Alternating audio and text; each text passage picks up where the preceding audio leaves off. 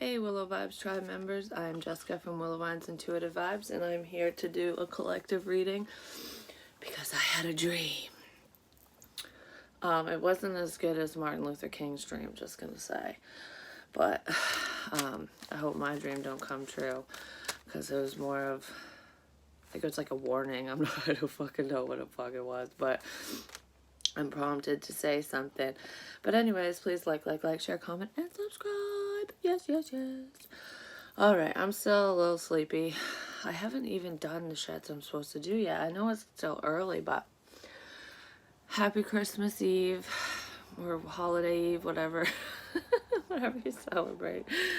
I mean, if you don't celebrate Christmas, I guess it don't fucking matter. But anyways.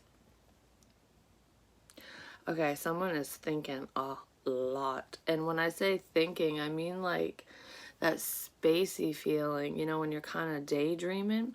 So you're not like consciously going through your thoughts and stuff. It's just more of like a, if you catch yourself doing that a lot, you're getting messages from spirit or from someone else. But usually with like telepathic communicate, well, it depends.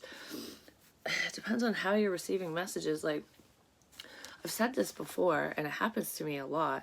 If I'm like zoning out listening to music, driving down the road, I won't even remember how I got from point A to point B because of whatever I'm seeing in my head. And I've had visions so clear before that made me cry because I was taking them literally, but it's not always a literal thing.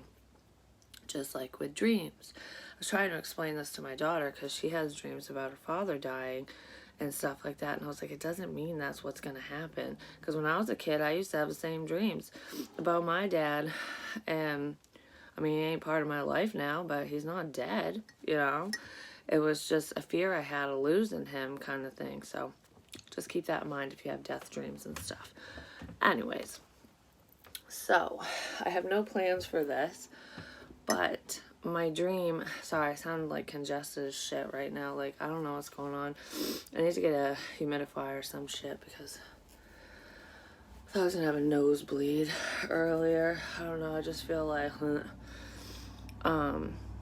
anyways, the dream, it was really weird. The parts that I remember, there was this alarm clock.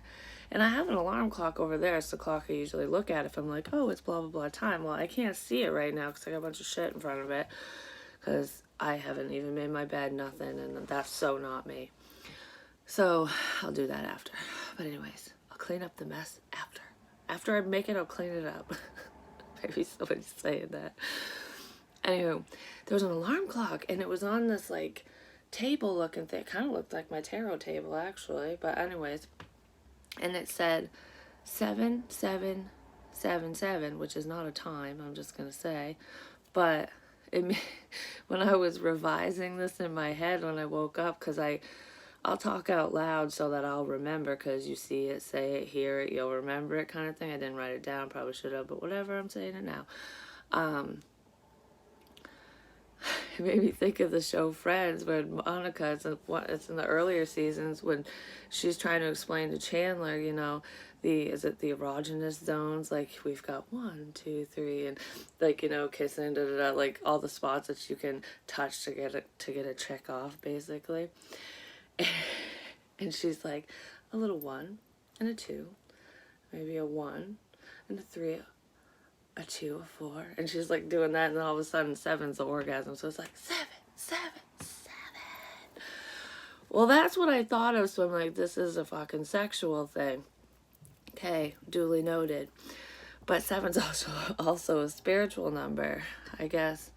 Ooh, endings and new beginnings, because 7 and 7 is 14, that's a 5. There's change on two sides in two different situations for a new beginning.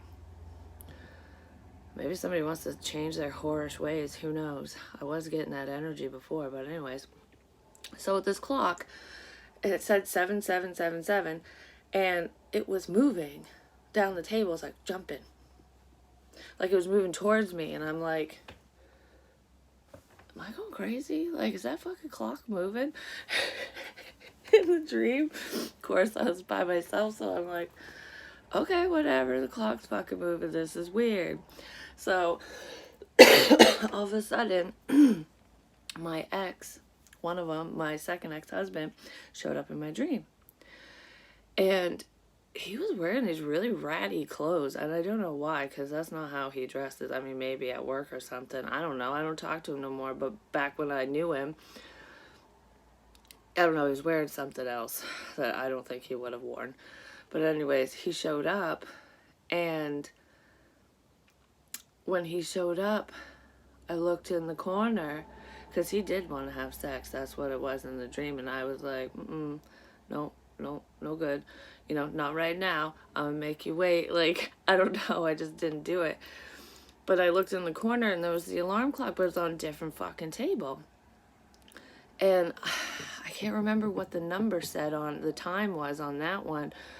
I want to say 333, but like 3:33. It could be 3:33 in the morning, afternoon, but it was kind of daytime out in my dream. But anyways, it was moving. And I'm like, did you fucking see that? And he's like, yeah, I did. I saw that. And I was like, that's fucking crazy. I'm like, what does it mean? So we're trying to figure out what it means in the dream. And I looked at, well, while we're trying to figure it out, because we were in my room, but it didn't look like my bedroom that I'm in right now. But anyways, there was bunk beds in there. Like, it's like going way back to when I was a kid, because I used to have bunk beds when I was a kid. It was weird, but anyways, I heard this crash outside, and I was like, holy shit, what the fuck? So I look out the window, and a semi, like a tractor trailer truck, fucking had smashed into a car or a vehicle of some kind.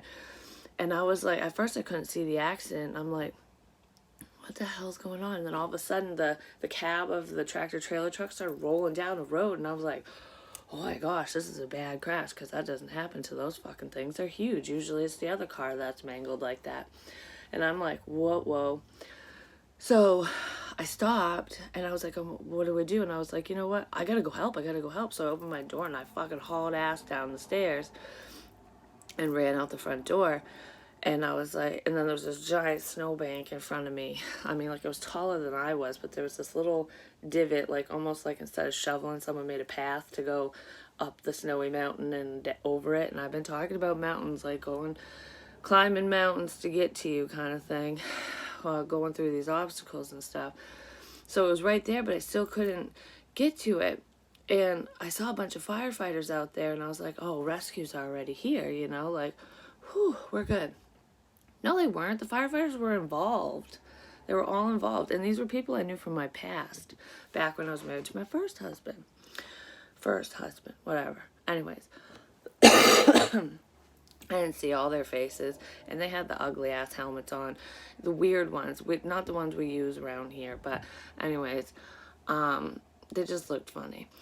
But, so, the injured firefighters started, like, army crawling towards the snowbank, because I'm like, it's okay, I'm right here, I'll help you, I'm right here. I was on the other side of the fucking mountain, but I'm like, I'll help you. And one of them climbed up, and he's a big dude in real life, but in the dream he wasn't really that big, or I was just really strong, I don't know. But I'm like, I got you, don't worry. So I like grabbed him under his arms and almost, you know, kind of carried him like a baby, and I was bringing these injured firefighters into the house, laying them on my living room floor, like, you got to get out of the cold, you know, whatever, until rescue shows up, until help comes, like, I'll keep you safe and warm. I've been talking about creepy creeperson, just saying, maybe he or she is the semi-truck. Fuck. And I keep staring at this card, now it's giving me the creeps. I'll show you in a minute. So anyways, I did that. And when I went back upstairs, my second ex-husband was still up there, but he was preparing to leave because he wasn't going to stay. Like, he was just coming for a good time, didn't give him what he wanted, and then he left.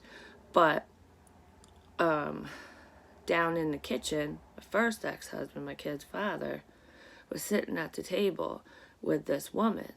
And I could tell that they were,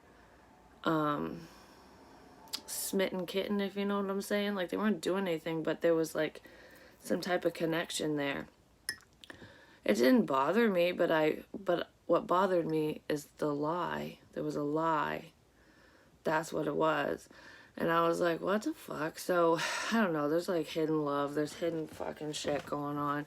But it's weird. Like, nobody was like bloody or mangled or anything. There was a little bit more to that dream before my second ex-husband left. But I knew he wasn't going to stay. I knew it was a temporary thing. Like, why the fuck are you here? Like, I was confused as to why he even showed up.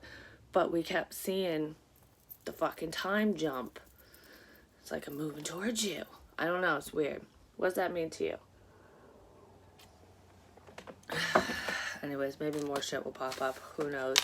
But anyways, I shuffled through the shadow. What the fuck is it? Twin flame shadows. And we got uncomfortable, secondary, and invading. So I do feel like someone's going to be put in an uncomfortable situation, or this situation, 1101, is making somebody feel uncomfortable because there's third-party interference here. So there's multiple people involved in this situation. And I don't feel like it's on your side. I mean, it could be for some of you, but I feel like there are karmics around. But I'm talking about somebody, excuse me, somebody is still in a relationship and they're possibly going to lie about it because they can't stop looking at you. This person's stalking you. And I do feel like they're going to put you, they're uncomfortable without you because they're in an uncomfortable situation. So it's like someone feels shitty for the way they treated you too is what I feel. Like I never should have cheated on you. I'm seeing you now. I want to know what this stalker crap is. There's doubt. Yeah, this person doubts that you'll have anything to do with them because they feel like you're just going to judge the situation or judge them. I mean, if anyone comes back that hurt you, whether you want to be with them or not, I feel like, I guess, give them the benefit of the doubt and listen, you know, because that's the mature thing to do. Doesn't mean you have to act on anything. Doesn't mean you have to take them back. Doesn't mean shit. Just means that you're showing them a little compassion and you're getting the closure that you need at the very least, you know what I'm saying? But they doubt that you'll even believe what they have to say. This is someone you've dealt with before. Self-indulgent, because they were self-indulgent. I feel like I'm watching you walk away from me for good.